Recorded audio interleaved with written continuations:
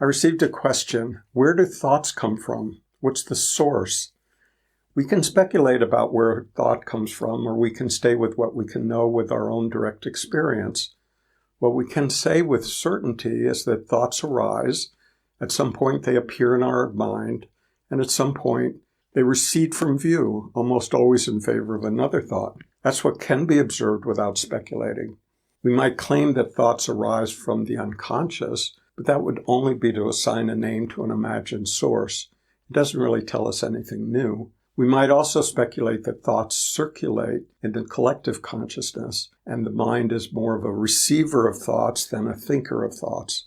While this is possible, it's also simply a theory. Many people imagine that they are the thinker of their thoughts, as if you were a backstage manager getting the next thought ready for its appearance in the limelight of consciousness.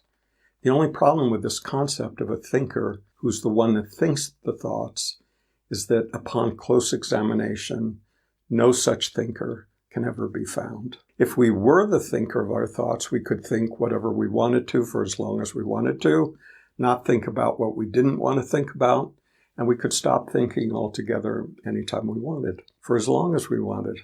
Can you do that? There's thinking, certainly, but no thinker. How odd. So if you're not the thinker of your thoughts, are you responsible for them? Of course, if you act on your thoughts, then yes, any court would hold you responsible. But here we're just talking about a thought passing through the mind. Are you to be congratulated for the good ones and condemned for the so-called bad thoughts? This is a yes or no question. You can't say that you're responsible for all your good thoughts and someone else, maybe your lower self or the devil himself, is responsible for all those other thoughts. You're either responsible for all of them or none of them. If your answer is A, all of them, you will spend a lifetime trying to keep bad thoughts at bay.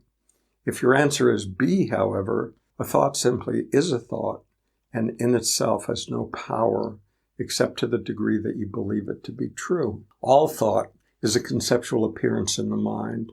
And even that's not quite correct since we can't find a mind outside of thinking.